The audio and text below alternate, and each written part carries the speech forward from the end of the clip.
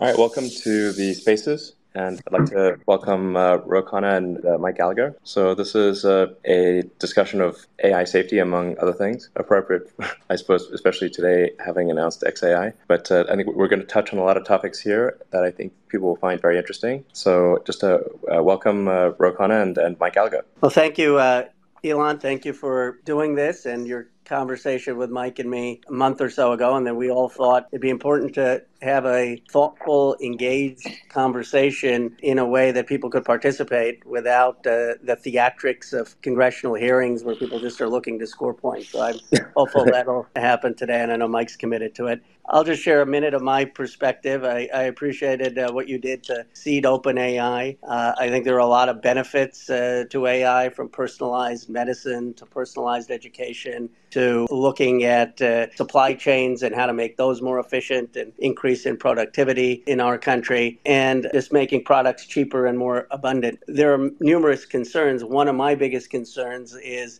the data you put into AI. If you put junk data, you're going to get junk outcomes. And right now, there is not much regulation or thought about what is the actual data set that we're putting in AI and what is the human judgment. And that is something that we're going to have to figure out. But I'm happy now to get Mike's perspective, who's just been terrific as the chair of our China committee. And he's the chair and the ranking member on armed services, a Marine from Wisconsin. We disagree on things, but always within a view of what a debate on ideas. Well, thanks, Ro. I appreciate it. Although I'm embarrassed because my staff informs me that I have, or Elon, you have 147 million followers. Ro, you have 312,000, and I have 8,000.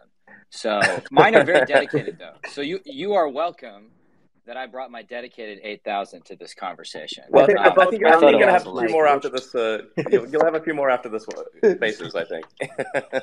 Quality, not quantity. That's what I'm after. But thank you, Elon. I think from my perspective, just to briefly add to what Ro said, I think on the Armed Services Committee primarily thought about the applications of AI on the battlefield. Now, because of this sort of quantum leap in the technology over the last few months, this big debate is broken out between sort of the AI optimists and the AI pessimists. I would argue that you're sort of the most prominent member of the latter camp. I remember reading an interview with a famous technologist who said, with artificial intelligence, we're summoning the demon. In all those stories where there's a guy with the pentagram and the holy water, it's like, hey, he's sure he can control the demon. It didn't work out. And that was, of course, you. So I guess what I'm most interested in is getting your sense of your concerns as someone who's skeptical of pause is practical. But with this new announcement, and congratulations on that, what are you doing differently than, say, DeepMind, Anthropic, and OpenAI, and balancing the risk versus the promise of the technology? Sure. So yes, I think I've been banging the drum on AI safety for a very long time, and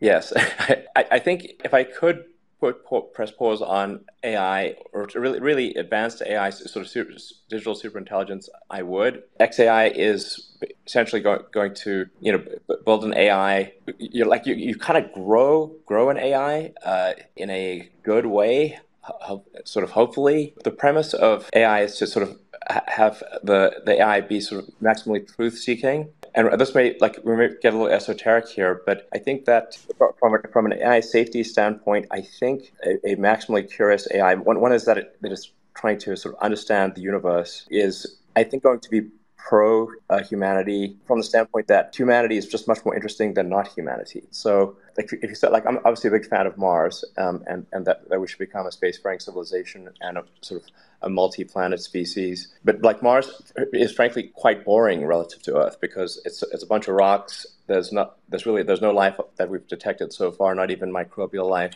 Earth, with its sort of the vast complexity of life that exists on Earth, is vastly more interesting than Mars. You just learn a lot more with humanity being there, and actually, I think, fostering humanity, if sort of trying to understand the true nature of the universe. That's the best thing that I can come up with from an AI safety standpoint.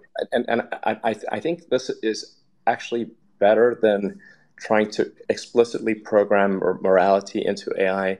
Because if you program a certain morality, you have to say, well, what morality are you programming? And who's making those decisions? And even if you are actually extremely good with how you program morality into AI, there's still a morality inversion problem what is sometimes called the Waluigi problem. That if you program Luigi, you inherently get Waluigi by inverting Luigi, to use sort of Super Mario metaphors. So, I mean, this is obviously getting quite esoteric, but hopefully this makes some sense. So, I would be a little concerned about, maybe the way that say OpenAI is programming the AI to say that this is good and that's not good, and if it is, anyway. So that's like XAI is really just kind of starting out here. So it's not it'll be a while before it's relevant on a scale of the OpenAI, Microsoft AI, or the Google DeepMind AI. Those are really the two big gorillas in AI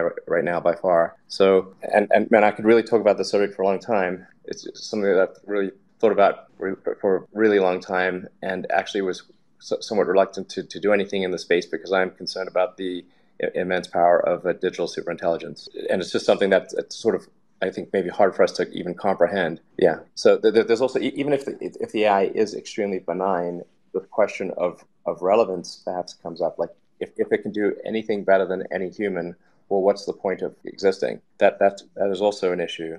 Just, do we even have relevance in such a scenario? So anyway, that's the bad side of it. The good side, obviously, is that in an AI future where you really will have an sort of in a benign scenario, an age of plenty, of where really there will be no shortage of goods and services, and any scarcity will be simply scarcity that we self-define as scarcity. So, like, it could be a unique piece of art or a house in a specific location.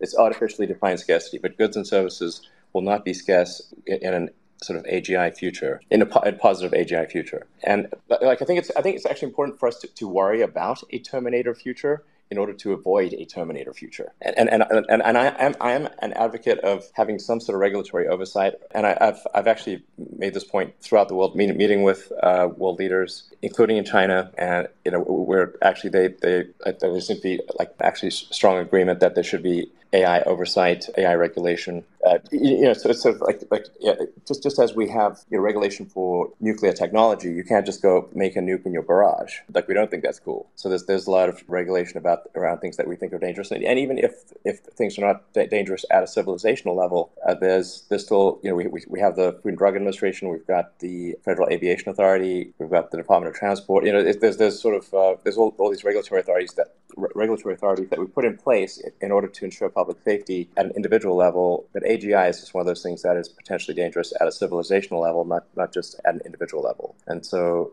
that's why I think we want to have AI regulation. We want to be careful in how the AI regulation is implemented, and not be precipitous and heavy-handed. But I think it is something that there's got to be some kind of referee on the field here. Because one of the dangers is that companies race ahead to, I think it's actually more dangerous for companies that are behind, that might take shortcuts that could be dangerous. The FAA came into being after lots of people died in aircraft crashes. And they were like, well, look, if you're going to make aircraft, you really cannot cut corners, because people are going to die. So that's kind of how I see AI regulation. I know it's like a lot of people are sort of against it, but I think it's the kind of thing that we should do. We should do it carefully. We should do it thoughtfully. But I think it's something we should do. Yeah.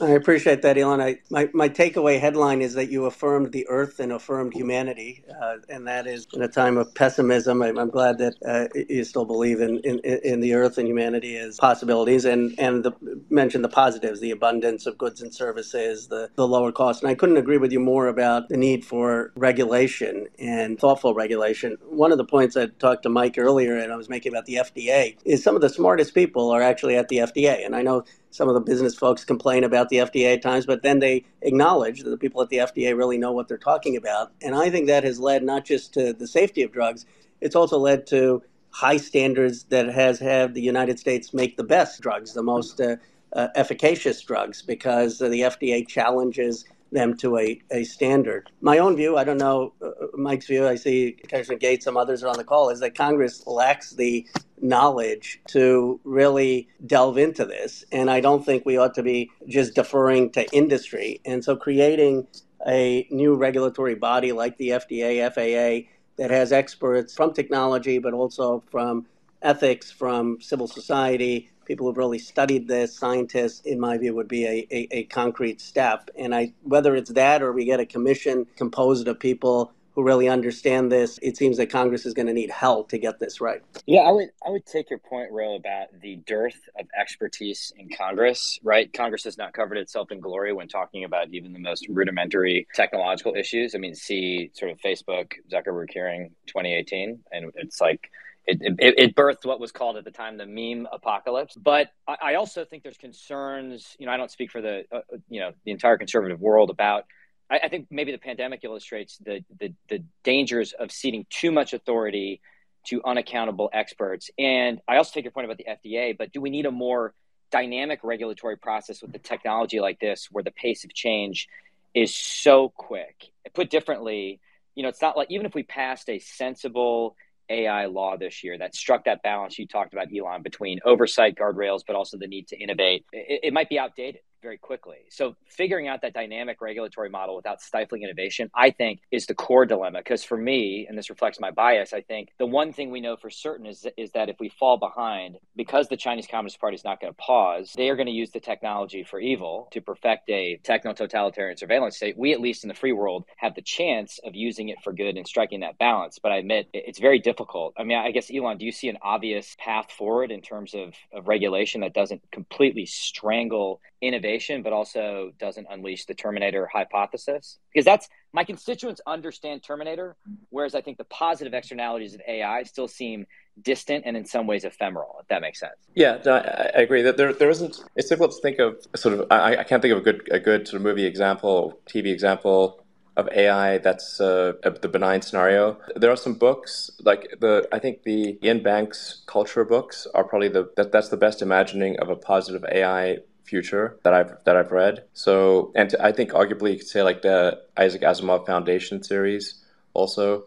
The books, the TV series diverges quite far from the books, but the books themselves actually have somewhat of a benign AI scenario. But the most sophisticated, perhaps most accurate view of AI future is the Ian Banks culture books, which I'd highly recommend. But it would be helpful for Hollywood to articulate that vision in a way that the public can understand. So, but I think that the right sequence here is to go with insight followed by oversight. So it's at first it's really just I think the government trying to understand what's going on. There's some merit to an industry group, like the Motion Pictures Association, that I think actually should be formed. So, I think we'll try to take some steps in that direction, because I think there's some amount of self-regulation that could be good here. I did, when I was on my recent trip to China, I did spend a fair bit of time with the senior leadership there, talking about AI safety and some of the potential dangers, and pointing out that if a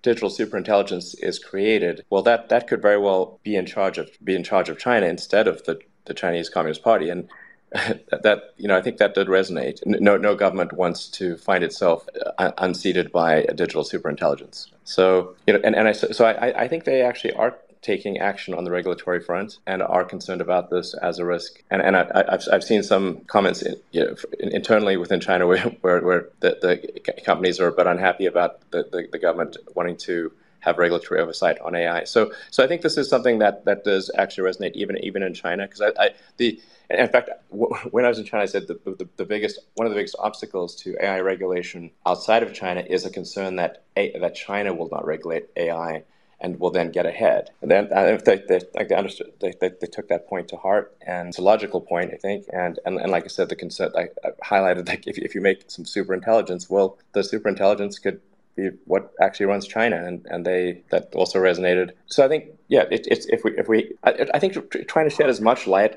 on the subject. Sunlight's the best disinfectant, and being as open about things as possible, going from insight for a few years to then oversight with consultation with industry is, I think, the sensible approach. And I think the public is starting to understand the potential of AI.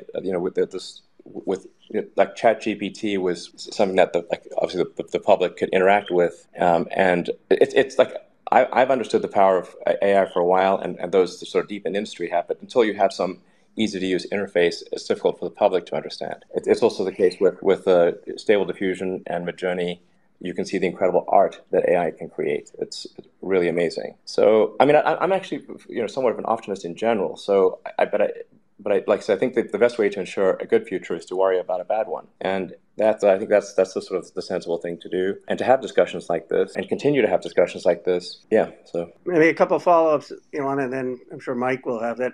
My understanding is that there's the machine learning part right now where people basically are making predictions how to complete a sentence or looking at patterns, doing analysis. And then there's the fear of the general intelligence emerging, where the concerns that you're voicing about, can these robots be smarter than governments? How far away do you think we are from the general intelligence versus the sophisticated machine learning? And the second point, because you showed up to China before Blinken did.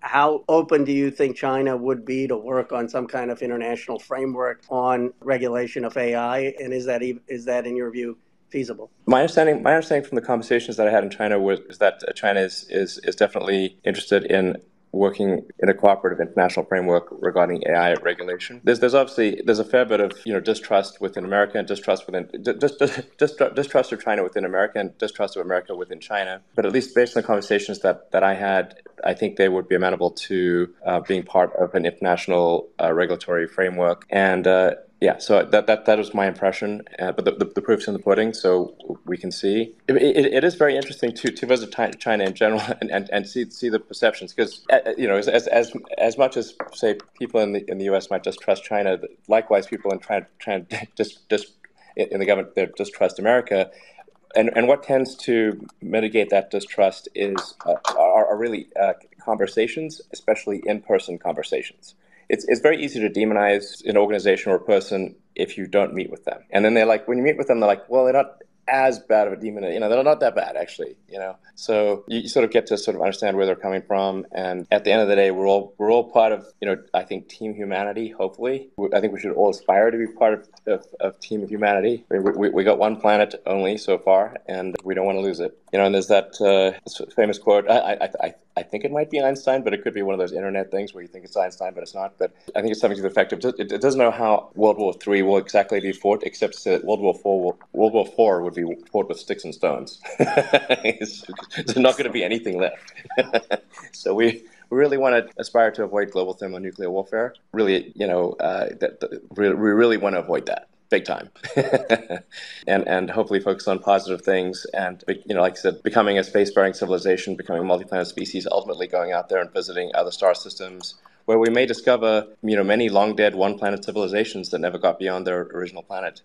On the XAI front, if I speak to like my personal motivations here, is that I've always just wondered, like, what is really going on in reality? What's trying to understand the nature of the universe? And are there aliens? Where are they? Like the Fermi paradox, I find to be intriguing and troubling. If the standard model of physics is correct, the universe has been around for many billions of years. So why haven't we seen aliens? And I know that many members of the public are convinced that there are sort of the government is hiding evidence of aliens. I have not seen any evidence of aliens. I get asked this a lot, but I think that's actually maybe a concern. I might feel a bit better if I saw evidence of aliens, because I have not seen one shred of evidence of aliens, and which is a problem. Which it means that that life and consciousness might be incredibly rare. Like maybe we're at least in this galaxy, and it just like the light of consciousness seems to me like it could be this tiny candle in a vast darkness, and we should just do our absolute best to make sure that candle does not go out. I'd like to plant a flag in the aliens conversation and come back to it. I take your point about the risk of war. As Eisenhower said, the only way to win World War III is to prevent it. I guess at the risk of being the buzzkill on the conversation, I just remain very skeptical that CCP could be a constructive actor in any international framework. Or I guess it would pose the question, what other international framework have they been a constructive actor, right? For a decade, our experts made the case for sharing cutting-edge gain-of-function research with China, and that turned out to be a total pandemic-level disaster. The proponents of such engagement also traditionally make the case that, our interests are aligned when it comes to stability on the Korean Peninsula, non-proliferation, climate change. But if you just examine across those domains, they suck on all three. They're bad actors. So I think even if the CCP leaders took your warning to heart, and I understand it, I think it's logical, it's thoughtful, I just remain skeptical they would slow down. And I'm fairly certain near term, Xi Jinping will use this as an instrument for total techno-totalitarian control. I actually think this is Mark Andreessen's best point in his AI optimism case, that the single greatest risk of AI is that China wins the global AI dominance race, and we do not. I guess put differently and perhaps provocatively, I'm just not sure they aspire to be on Team Humanity. I see them acting as if they're on Team sort of genocidal communism most of the time. Oh man. well, I look. It's always it's always challenging because at least we're proving that Twitter doesn't censor the conversations. Yes. Oh, actually, well, speaking of which, Ro, I'd just like to say thank you and appreciation for your support of freedom of speech in the whole Twitter files situation. When we're combing through the Twitter files, you were one of the few voices that actually spoke up against censorship and in favor of the First Amendment, which is incredibly important. So just thank you for that. Thank you. Well, I think it's a basic value. And in my view, I mean, it's conversations like these where you have a different perspective, I have a different perspective, Mike has a different perspective, thousands of people engage. That's the closest shot we have of getting to truth. And I guess that used to be the old-fashioned liberal position, John Stuart Mill. I know. Exactly. So. Yes. It's. By the way, I thought we were launching Roe's presidential campaign on these Twitter Spaces. I was misinformed. Well, things didn't crash. Things are still running, so Well, you're welcome to certainly would welcome you any such action on this platform. But I think I think we can all agree that having dialogue is productive and it's good to have things like this. And but yeah, on the China front, I'm kind of pro-China, and I know this makes it sound like, well, do you have all these vested interests in China? I'm like, I have some vested interest in China, but honestly, I think China's underrated, and I think the people of China are really awesome. And there's a lot of positive energy there, and I think they kind of want the same things that people in America do, and so that's not to say that there aren't some very significant disagreements, and there's obviously going to be a significant challenge on the Taiwan question, like a very significant challenge. But I think on the sustainable energy front, really China's done actually a lot for their electric vehicles within China. They've been China makes more electric vehicles than I think the rest of the world combined. So there's a lot of solar power, a lot of wind. There's also a lot of coal and whatnot. But China has been pushing quite hard on the sustainable energy front, and I think that's simply a fact. They really have been pushing very hard. So and I think ultimately once the very difficult question of Taiwan is resolved, I am certainly hopeful that there will be positive relations between China and the United States and the rest of the world.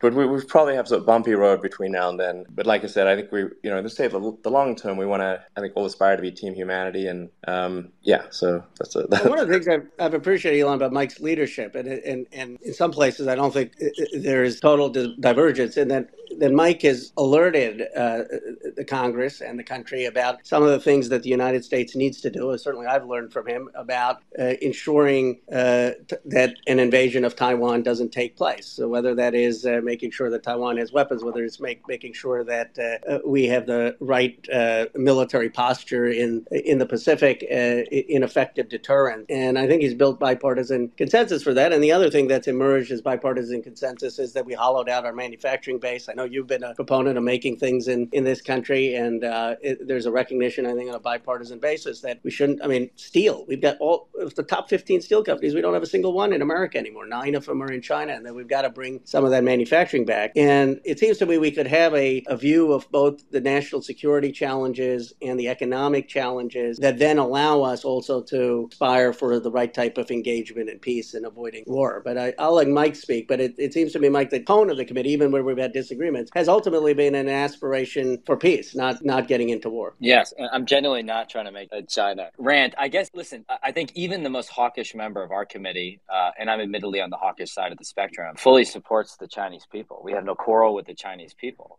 It is the party that is source of instability in the relationship and the primary enemy of the Chinese people. And that's the core of the dilemma. And I think it's important to make that distinction. And we look forward to a world in which the people aren't subject to the whims of an oppressive regime. Furthermore, on the question of peace, yes, my whole mission in life is deterrence. That's what I'd spend most of my day focused on. A war between the U.S. and China would be absolutely horrific. It would had the potential to make previous world wars look like child's play in comparison. And so, but my theory of deterrence is that we need to deter by denial and put hard power in Xi Jinping's path to make the prospect of taking Taiwan so unpalatable that he never tries it. And I know we're straying far afield from the AI conversation here. On your points about energy, I just, the stats I've seen, you obviously have a lot more experience in this space than I do. I mean, last year they built 6x the amount of coal plant capacity of the rest of the world combined. But if you take an easier case, which I don't think there can be a dispute about, I mean, when it comes to something like free speech, and I view you as a champion of free speech. I mean, you've called yourself a free speech absolutist. There's no question that CCP is not into free speech. And therefore, my concern that if they dominate this technology, they could use this to suppress speech, suppress freedom of religion, et cetera, et cetera. And it wouldn't sort of further the advancement of humanity. Again, my view, I'm not trying to be the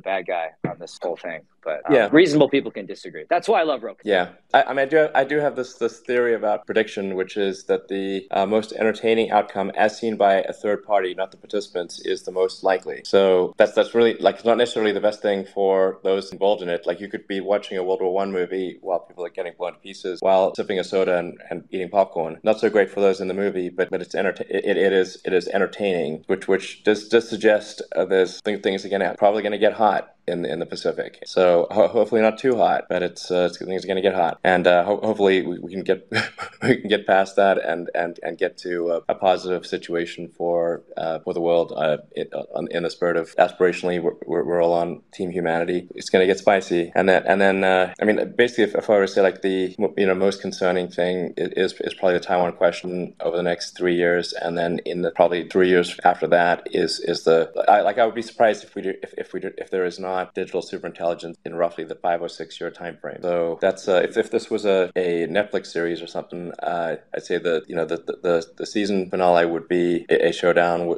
between the Western China, and the series finale will be AGI. No, that's fast. I didn't think 5 years. I mean, I didn't realize that you had a view that it's that quickly. Bringing it back a little bit to AI, I guess two questions. One, for people, even your harshest critics, Elon, recognize that you've been one of the most successful entrepreneurs, technologists in the world. And if you're a young Elon Musk or an aspiring young person, and you're seeing the world of AI, or you're someone who's blue collar family and you've got a kid and you're seeing AI and concerned about automation and what you should do, what would you say to them? I mean, what would you say to someone young, 15, 18, 20, in the world that we're entering, either if they have a college degree or not having a college degree, that they should do to prepare themselves for the future economically? I can't think of anything I suppose that if someone is able to contribute to building AI in a positive way, if someone has that technical ability, that is probably the right thing to work on. For your average citizen, I think the future is definitely going to be interesting. Like I said, things get very, very strange in a future where the AI can basically do everything. And in the benign scenario, I guess we will look for personal fulfillment in some way. I think between now and then, I think it's just trying to be useful. I mean, on the manufacturing front, I do think we should place a much greater weight in the United States on the importance of manufacturing. I think that things that are shifting back in that direction. It generally, when somebody asks me for advice, my advice is try to be as useful as possible. It's actually quite hard to be useful, and if you can be of use to your fellow humans, then contribute more than you take, then I think that's a great thing. I have a lot of respect for those who work hard and do make goods, provide services in excess of what they take. That is just a fundamentally good thing. But it's a hard question to answer with certainty because it is so uncertain. The advent of AGI is often referred to as the singularity. A singularity is like a black hole. You just don't know what happens after that. After you go into the black hole. Like we are on the event horizon, the singularity of digital superintelligence. So definitely one of the most interesting parts of all of history. And I've actually thought I wonder if maybe it would have been better to have been born at a different time and before artificial general intelligence. But then I thought, actually, you know what? Even if it is, this is just a personal conclusion I came to, is that I would prefer to be alive to see it, just because it's the most interesting thing in history. So even if it was a calamity, I guess I'd prefer to see it rather than not see it. And obviously, we want to do everything possible to make sure it is not a calamity. So I guess the positive side of it is it won't be boring. So it definitely won't be boring. And I think if I were to assign probabilities, I think it is more likely to be a positive scenario than a bad scenario. It's just that the bad scenario is not 0%, and we want to do everything we can to minimize the probability of a bad outcome with AI. But I should clarify that I think it's, I don't know, maybe it's like 70-80% likely to be a good future, and maybe a great future. I think of the future as like probabilities. It's not, nothing's for sure. The future is a set of branching probability streams. Would there be, Elon, like a signpost that we're nearing such a singularity, right? I mean, I think one of the reasons there was so much excitement over ChatGPT is that, going back to Alan Turing's papers on AI, we've had this idea that once a system passes the Turing test or the imitation game, that it would be said to be intelligent. And my understandings were basically there. Do you believe that test marker for beating AI or AGI? Do you believe there's some other sort of thing we should be looking for? And I believe you had a debate over consciousness when it comes to AI recently, and would be eager to get your thoughts on that. Well, I think we're well past the Turing test at this point. I mean, ChatGPT is well past the Turing test. And really we're well on our way to digital superintelligence. I think it's 5 or 6 years away. Where I'd say the definition of digital superintelligence is that it's smarter than any human at anything. And it's not necessarily smarter than the sum of all humans. That's a higher bar, to be smarter than the sum of all humans. And especially given that it's the sum of all humans that are machine augmented, in that we will have computers and phones and software applications. We already are de facto cyborgs. It's just that computers not yet integrated with us. One's phone is already an extension of oneself. Like if you leave your phone behind, it feels like missing limb syndrome. Like you're patting your pockets and like, where'd my phone go? And it's crazy the degree to which our phone, which is basically a supercomputer in your pocket, is an extension of yourself. So there's a higher bar smarter than the humans that are computer augmented. I mean, thinking about this whole thing stresses me out a lot. I've had many sleepless nights thinking about this. So and trying to see figure out how do we navigate to the best possible future for humanity. Super hard problem. It might end up being the hardest problem we've ever faced. It definitely demands our attention. And I think ultimately the nation-state battles will seem parochial ultimately compared to digital superintelligence. It's like of the various risks that we face, there are ones that are dangerous at an individual level, dangerous at a sort of state level. Then there's like things that are dangerous at a civilizational level. Global thermonuclear warfare is obviously dangerous at a civilizational level. Some super virus that has very high mortality rates would be dangerous. I think it's crazy to do gain of function research. Like gain of function research is a nice way of saying death maximization. I don't know who came up with this gain of function marketing BS, but it's what's the function you're talking about? Oh, death. Okay. So I think they would be less likely to get funding. We need to be very cautious about it. We really should not be doing that stuff. It's crazy. And then, but AI is also a civilizational risk. But also, like the thing about AI is I think unlike gain of function or global thermonuclear warfare, AI has the potential to make the future amazing if it's done right. And I think, Elon, I know we're approaching the end of the hour, so maybe I could say something, Mike, and you can close. I mean, I guess, if we do have this supercomputing, I think still what values underlie that? How are we going to make sure that the ethical framework or the way that the AI is ultimately making decisions, are those grounded in values I think most Americans share? And here I do think that our values of respecting individual freedom, dignity, rights, respecting freedom of speech are important, and we want to make sure ultimately are embedded in the technology that develop. And that to me seems to be the biggest challenge for the Congress in terms of American leadership, is how do we, one, make sure we're part of the debate, because I don't think we should just cede the debate to technologists in constructing AI without public deliberation and input in what those values should be, and how we do so in an informed way. And I agree with you, insight first, but at some point I think we have to make sure that it's our framework of basic values that are give it our best shot. That is what's going to be the framework for AI. Yeah, we definitely want to maximize the happiness, the collective happiness of humanity, and the freedom of action of humanity. And like you want to look forward to the future and say, yeah, that's the future I want to be part of, and I'm excited about that future. I think that's actually incredibly important in general. I'm actually concerned that somewhat of a, in many parts of the world, a pervasive pessimism about the future, and that's part of what's leading to a low birth rate in many parts of the world. I really would advocate for optimism. In fact, I think generally it's better to be optimistic and wrong than pessimistic and right. I would hope we leave Base's discussion on a positive note that we should be optimistic about the future and we should fight to ensure that the future is a good future. You're really going to give Gallagher the last word if you want to leave on optimism? Hey, I'll be nice.